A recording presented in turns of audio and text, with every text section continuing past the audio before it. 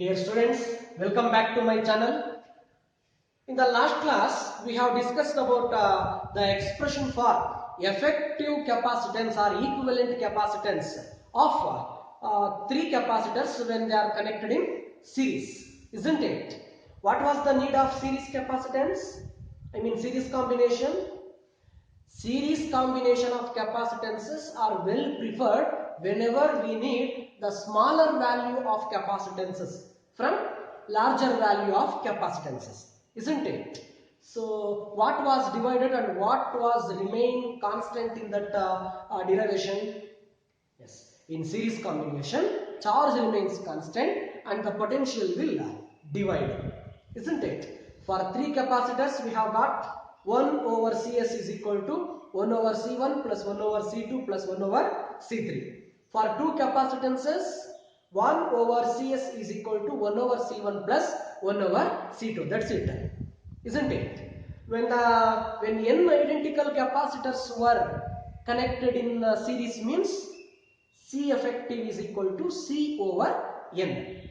Please remember. So it is the next 5 mark important derivation, that is derive an expression for effective capacitance or equivalent capacitance of combination of three capacitors connected in parallel.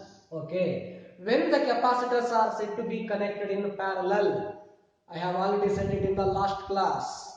When all the capacitors are connected between two common points, then they are said to be in parallel, isn't it? What remains constant here? Yes, the potential difference is constant and the charge gets divided. Please remember. See, as the question itself indicates, I will write three capacitors which are connected between two common points. These two are the common points. You can call them as A and B. And this combination is connected to the source of potential difference, that is a cell or battery having giving the potential difference which offers a potential difference of V. Okay, fine. Next, let C1, C2, C3 be the three capacitors connected in parallel. Now, as I said earlier, potential remains constant across this combination. And what will divide here means, since the first plates of C1, C2, C3 are connected to positive plates, I will write the positive charges here. Next, here due to induction method, negative charges will come. Here, this is plus Q1 minus Q1, plus Q2 minus Q2, plus Q3 minus Q3. Like that, you are supposed to write. It is very important. Next, starting from here, we know that in a parallel combination, Q splits into Q1 plus Q2 plus Q3, isn't it? Charge will divide. See, actually the net charge was Q and it has split into Q1, Q2 and Q3. So in place of Q1 we can write C1V, here C2V plus C3V. If you take V outside, then it becomes C1 plus C2 plus C3. This is equation number 1. So this is because we have this formula Q is equal to CV. Therefore, Q1 means C1V, Q2 means C2V, Q3 means C3V. If I take V outside, it becomes Q is equal to V into C1 plus C2 plus C3. Equation number 1. Next, use the same sentence here. When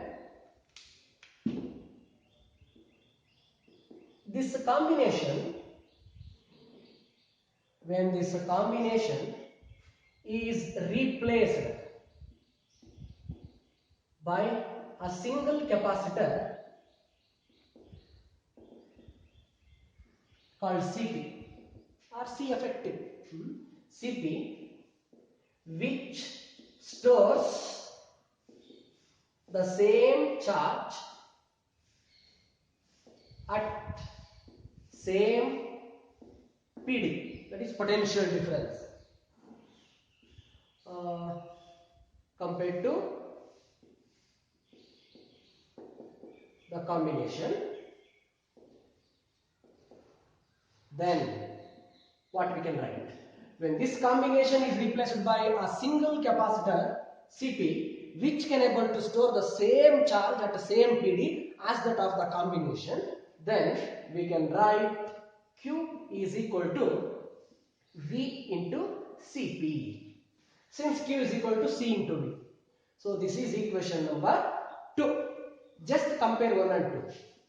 From equation 1 and 2, we can write LHS are same, RHS has to be same. So V into Cp is equal to V into C1 plus C2 plus C3. V cancels. Therefore, Cp is equal to C1 plus C2 plus C3. Since this derivation is very simple one, the probability of getting this derivation for annual examination is less when compared to the series combination. Okay, I am saying comparable. When compared to that, the probability of asking this question is less because of this simplicity. Very simple derivation. What we have done, we have connected the 3 capacitors in parallel, that is between 2 common points A and B, and we have connected the points A and B to a battery or cell which gives a potential difference of V volts. In a parallel combination, V remains constant and the Q gets divided, isn't it? That is one of the basic concept. As per that, I have written, we know that in a parallel combination, Q is equal to Q1 plus Q2 plus Q3. In place of Q1, C1V, Q2, C2V, Q3, C3V. So, I have taken that V outside. Therefore, Q is equal to V into C1 plus C2 plus C3. Equation number 1. When this combination is replaced by a single capacitor Cp, which stores the same charge at the same PD compared to the combination, then we can write Q is equal to V into Cp. Equation number 2. Just compare equation 1 and 2. LHS are same, so RHS has to be same. Therefore, V into Cp is equal to V into C1 plus C2 plus C3. If I cancel V on both sides, I get finally Cp is equal to C1 plus C2 plus C3. Okay. Apart from this, I will tell 2 more points. When this derivation is asked for 2 capacitors. For 2 capacitors, we can write Cp is equal to C1 plus C2, just a summation. It is the algebraic sum. Okay. Capacitance, it can never be negative. It is always positive. Therefore, simply if we get the sum, means the value of Cp itself, we can get. Okay. Fine. Next. When n identical capacitors are connected in parallel, then what is the Cp value or C effective value? When n identical capacitors are connected in parallel. Suppose if you connect C and C, only 2 capacitors, you get 2C. If you connect 3 capacitors, C plus C plus C, you get 3C. Similarly, if you connect n identical capacitors, you get NC. Isn't it? Okay.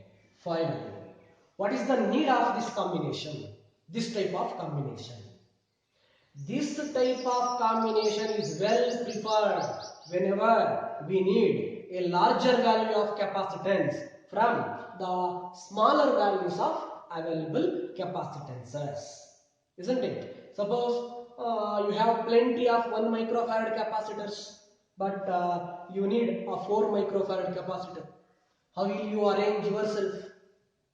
That is by connecting 4 1 microfarad capacitors in parallel. Okay. so this is the thing. It is also so derivation for 5 mark. I won't say this is an important derivation because of its simplicity.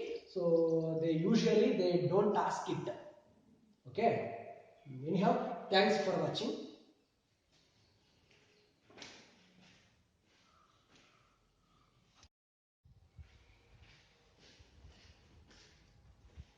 These are the two simple basic circuits in which we are supposed to find the effective capacitance between the points A and B. Two simple circuits I have given. See, find the effective capacitance between the points A and B. A and B. How many capacitors are there in this circuit? Means 3 capacitors. Okay, see, while solving the combination of capacitors problems, first preference you better give it to the parallel combination, because I will tell why. In parallel combination, the effective capacitance is just the summation.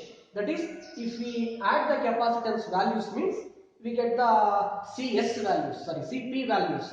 Then go for series. I will tell you. See, these two are in series or parallel.